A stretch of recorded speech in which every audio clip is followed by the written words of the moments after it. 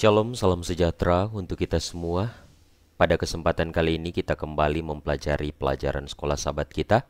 Namun sebelum itu, mari kita sama-sama tunduk kepala, kita berdoa. Bapa di surga, terima kasih untuk berkat-Mu bagi kami. Pada saat ini kami siap untuk mempelajari firman-Mu melalui pelajaran sekolah sahabat.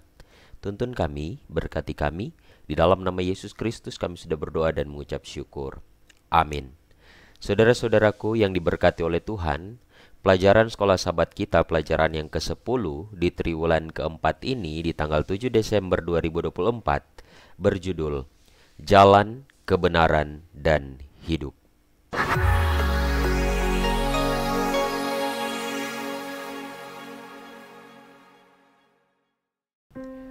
Ayat intinya terdapat di dalam Yohanes 1 ayat 18. Tidak seorang pun yang pernah melihat Allah, tetapi anak tunggal Allah yang ada di pangkuan Bapa, dialah yang menyatakannya. Saudara-saudaraku yang diberkati oleh Tuhan, Yohanes adalah satu-satunya penginjil yang tidak menyebutkan pembagian roti dan anggur selama perjamuan terakhir. Bahkan, dalam Injil Yohanes melihat malam terakhir ini sebagai perpisahan. Yesus pergi kemana? Menghadapi kebingungan para pengikutnya, Yesus menjelaskan, "Akulah jalan dan kebenaran." Jalan menuju kemana? Dan apa hubungannya dengan kebenaran itu? Di dunia yang mengajarkan kita bahwa semua kebenaran itu relatif, dapatkah kita yakin bahwa Yesus adalah kebenaran yang mutlak? Kita akan belajar sang jalan itu, di mana ada perpisahan, keyakinan akan kedatangannya kembali, dan akulah jalan, kata Yesus. Kemudian ada sang kebenaran. Akulah kebenaran, di mana menemukan kebenaran. Mari kita pelajari pelajaran kita, sang jalan. Saudara-saudaraku, kita akan belajar mengenai perpisahan antara Yesus dan murid-muridnya yang kita bisa lihat dalam kitab Yohanes. Dalam kitab Yohanes pasal 13 ayat 3-4, Yesus tahu bahwa Bapanya telah menyerahkan segala sesuatu kepadanya dan bahwa ia datang dari Allah dan kembali kepada Allah. Lalu bangunlah Yesus dan menanggalkan jubahnya.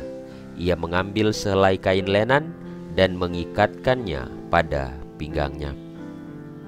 Selama 3,5 tahun, para murid berdebat tentang siapa yang akan menjadi yang terbesar.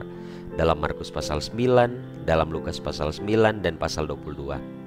Yesus telah mencoba mengajarkan mereka kepemimpinan sejati. Pada malam terakhirnya bersama mereka, Dia melakukannya dengan menggunakan contoh yang tidak akan pernah mereka lupakan. Dia mengambil peran sebagai hamba, di mana Tuhan membasuh kaki murid-muridnya dalam Yohanes 13 ayat 4-5. Kemudian Petrus menolak dilayani seperti itu. Tetapi pada akhirnya dia menyerah. Sekaranglah waktunya untuk mengambil pelajaran dari perilaku aneh yang Yesus lakukan pada saat itu. Bagi mereka itu perilaku yang aneh, tapi itu yang Yesus ajarkan. Karena kita semua sama di hadapan Tuhan, maka kuasa dan wewenang harus digunakan untuk melayani orang lain dengan kerendahan hati yang sejati. Kerendahan hati seperti itu seharusnya menjadi ciri para pengikut Yesus. Saudara-saudaraku, menjelang perpisahan antara Yesus dan murid-muridnya, Yesus mengajarkan hal yang sangat penting bagi murid-muridnya, yaitu kerendahan hati. Dan ini kiranya juga boleh menjadi bagian kita, siapapun kita. Saudara sebagai pendeta, saudara sebagai tokoh-tokoh agama, pemimpin di dalam gereja, anggota jemaat, baik yang baru dibaptiskan atau yang sudah lama, atau bahkan yang sudah lama menjabat sebagai tua-tua gereja bertahun-tahun, yang Yesus inginkan dalam kehidupan umat-umatnya adalah kerendahan hati. Apapun posisi kita, apapun jabatan kita, apapun kondisi kehidupan kita, apapun kondisi ekonomi kita, Yesus ingin kita memiliki kerendahan hati. kerendahan hati seperti apa? Saling mendahului dalam memberi hormat, saling mengasihi, saling tolong menolong satu dengan yang lain, saling mengutamakan satu dengan yang lain. Inilah kerendahan hati yang Yesus ajarkan bagi murid-muridnya dan bagi kita semua. Kerendahan hati yang dimana kita mau diatur oleh Tuhan. Dalam buku Desire of Ages halaman 646 dikatakan, ketika Yesus mengikatkan handuk pada pinggangnya untuk membersihkan debu dari kaki mereka, Ia ingin agar tindakan itu membersihkan keterasingan, kecemburuan, dan kesombongan dari hati mereka. Hal ini jauh lebih penting daripada sekedar membersihkan kaki mereka yang berdebu. Dengan roh yang mereka miliki saat itu, tidak seorang pun dari mereka siap untuk bersekutu dengan Kristus. Sebelum dibawa ke dalam keadaan rendah hati dan kasih, mereka tidak siap untuk mengambil bagian dalam perjamuan Paskah atau untuk ambil bagian dalam upacara peringatan yang akan ditetapkan Kristus. Hati mereka harus dibersihkan. Kesombongan dan kepentingan diri sendiri menciptakan perselisihan dan kebencian, tetapi semua ini Yesus bersihkan dengan membasuh kaki mereka. Terjadilah perubahan perasaan. Inilah yang Tuhan inginkan bagi kehidupan kita sebagai umat-umat Tuhan. Kemudian jaminan kembalinya. Dalam Yohanes 14 ayat 3 dikatakan, dan apabila aku telah pergi ke situ dan telah menyediakan tempat bagimu, aku akan datang kembali dan membawa kamu ke tempatku, supaya di tempat di mana aku berada, kamu pun berada. Pengumuman kepergian Yesus membuat para murid gelisah. Dalam Yohanes pasal 13, kemana Yesus akan pergi? Untuk menyediakan tempat bagimu. Dalam Yohanes 14 ayat 2. Ia segera meyakinkan mereka bahwa itu bukanlah perpisahan yang definitif, karena ia pasti akan kembali untuk membawa mereka ke tempat yang akan ia persiapkan. Dalam Yohanes pasal 14 ayat 1-3. Perpisahan itu akan sulit. Kenapa? Yesus akan mati. Namun setelah bangkit, ia akan tinggal bersama mereka hanya beberapa hari. Kemudian ia akan menghilang. Ketika waktu itu tiba, para murid, para rasul akan tahu bahwa perpisahan itu belum final. Yesus memiliki tugas yang harus dilakukan, dan kemudian ia akan kembali. Kisah Para Rasul pasal 1 ayat 10-11. Yesus tidak pernah berbohong. Dia berjanji akan kembali dan dia akan melakukannya. Sebentar lagi kita akan dapat bergabung dengan para murid dalam menyambut Yesus dan menemaninya ke kamar-kamar yang akan dipersiapkan bagi kita di surga. Akulah jalan, kata Yesus. Yohanes 14 ayat 5. Kata Thomas kepadanya, Tuhan, kami tidak tahu kemana engkau pergi. Jadi, bagaimana kami tahu jalan ke situ? Saudara-saudaraku, ketika Yesus mengumumkan bahwa dia akan pergi, Petrus bertanya, kemanakah engkau pergi? Tidak lama kemudian Yesus berkata kepada mereka, dan kamu tahu kemana aku pergi, dan kamu tahu jalan ke situ.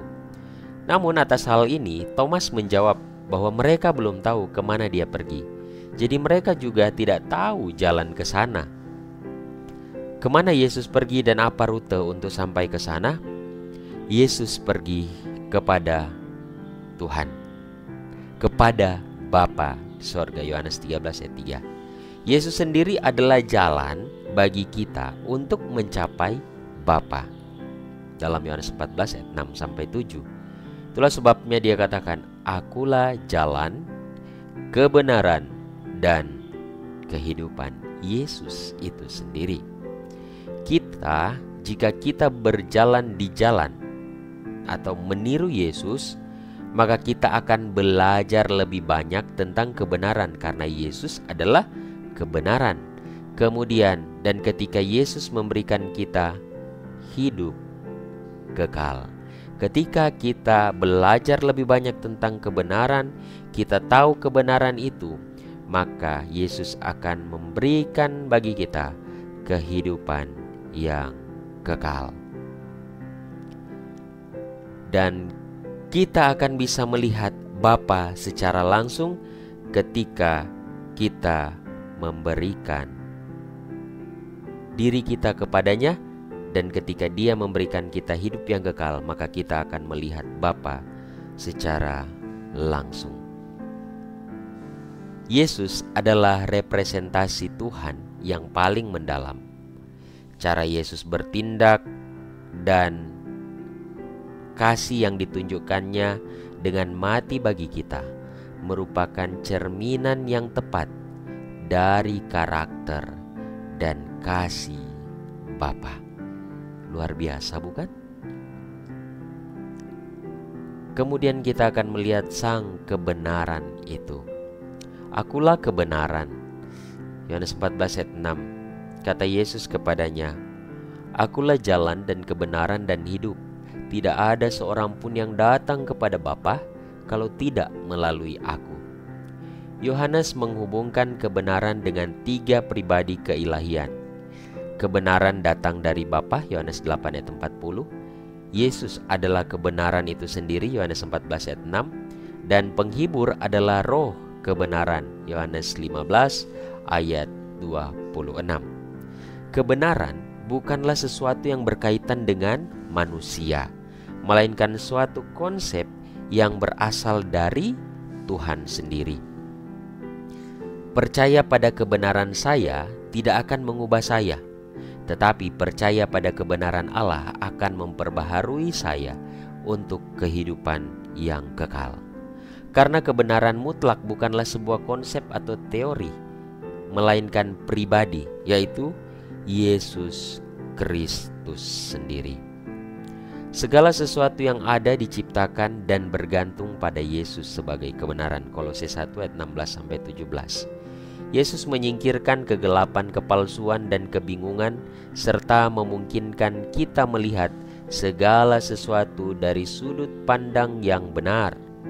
Melalui Yesus, kita mampu menafsirkan dunia di sekitar kita dengan benar. Di mana menemukan kebenaran itu? Dalam Lukas 24-27. Lalu Ia menjelaskan kepada mereka apa yang tertulis tentang Dia dalam seluruh kitab suci, mulai dari kitab-kitab Musa dan segala kitab nabi-nabi. Yesus adalah kebenaran, tetapi Dia telah pergi. Lalu di mana kita dapat menemukan kebenaran itu? Di dalam kitab suci, di dalam Alkitab kita. Karena Yesus sendiri berkata bahwa merekalah yang memberi kesaksian tentang aku, Yohanes 5 ayat 39. Di jalan, contohnya di jalan menuju Emmaus, Yesus meninjau perjanjian lama sehingga 2 muridnya dapat memahami misinya. Terdapat dalam Lukas 24 ayat 25-27.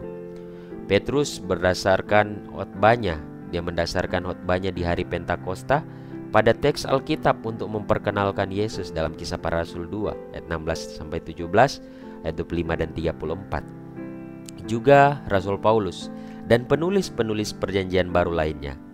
Jadi, berkat perjanjian baru kita dapat lebih memahami perjanjian lama. Inilah kuncinya, saudara-saudaraku. Jadi, perjanjian lama dan perjanjian baru bukanlah hal yang sering kali mungkin kita dengar. Perjanjian baru menggenapi perjanjian lama sehingga perjanjian lama tidak berlaku. Tidak. Tetapi berkat perjanjian baru itu akan menuntun kita lebih memahami apa arti maksud yang ada dalam perjanjian lama. Itulah sebabnya isi seluruh Alkitab adalah kebenaran untuk kita pelajari dalam kehidupan kita saat ini. Alkitab adalah terang yang memungkinkan kita melihat jalan yang menuntun menuju kebenaran. Mazmur 119 ayat 105, firman-Mu itu pelita bagi kakiku dan terang bagi jalanku. Berkat Alkitab, alam semesta kita menjadi masuk akal. Kita memahami keberadaan Tuhan. Kita mengetahui asal-usul kita. Alkitab merupakan kunci memahami masa depan yang gemilang. Saudara-saudaraku, ketika Yesus mengatakan bahwa dia akan pergi meninggalkan para muridnya bingung di mana jalan itu. Yesus sendiri katakan bahwa dia adalah jalan kebenaran itu, dan setiap orang yang menerima dia akan bertemu dengan Bapa, karena Yesuslah jalan menuju kepada Bapa di sorga, dan Yesus adalah kebenaran. Dan sekarang pertanyaannya, bagaimana dengan kita yang hidup saat sekarang ini? Bagaimana kita menemukan jalan kebenaran itu? Jalan kebenaran itu kita bisa temukan di dalam mempelajari akan firman Tuhan. Sebagai kutipan yang terakhir dalam The Desire of Ages, halaman 663, tidak banyak jalan menuju surga. Setiap orang tidak boleh memilih jalannya sendiri. Kristus berkata, "Akulah jalan. Tidak seorang pun datang kepada Bapa kalau tidak melalui aku." Sejak khotbah Injil pertama disampaikan, ketika di Eden dinyatakan bahwa keturunan perempuan harus meremukkan kepala ular, Kristus telah diangkat sebagai jalan, kebenaran, dan hidup. Dialah jalan ketika Adam hidup, ketika Habel mempersembahkan darah domba yang disembelih kepada Tuhan, yang melambangkan darah Sang Penebus. Kristus adalah jalan yang melaluinya para bapa leluhur dan nabi diselamatkan. Dialah jalan yang melaluinya saja kita dapat memperoleh akses kepada Tuhan. Saudara-saudaraku, kiranya lewat pelajaran sekolah Sabat ini boleh dapat menuntun hidup kita lebih dekat kepada Tuhan, percaya sepenuhnya kepada Tuhan karena Dia adalah jalan, kebenaran, dan kehidupan itu sendiri. Dan ketika Dia berada di sorga menyediakan tempat bagi kita, Dia akan datang kembali, dan kita yang menerima kebenaran itu akan bersama-sama dengan Dia bertemu dengan Bapa di sorga. Dan kemudian kita akan bersuka-suka karena kita pada saat ini pun, sekalipun Yesus tidak ada lagi secara langsung dengan kita, tapi kita masih boleh menemukan kebenaran itu di dalam isi firman Tuhan atau dengan mempelajari Alkitab. Mari kita tunduk kepala, kita berdoa. Bapa di surga, terima kasih untuk firman-Mu melalui pelajaran sekolah Sabat. Tuntun kami Tuhan, berkati kami, dan kiranya lewat firman ini kami boleh dikuatkan, kami boleh dipersiapkan untuk kedatangan Tuhan. Berkati para pemirsa dimanapun mereka berada. Di dalam nama Yesus Kristus kami sudah berdoa dan mengucap syukur. Amin. Tuhan kiranya memberkati kita semua.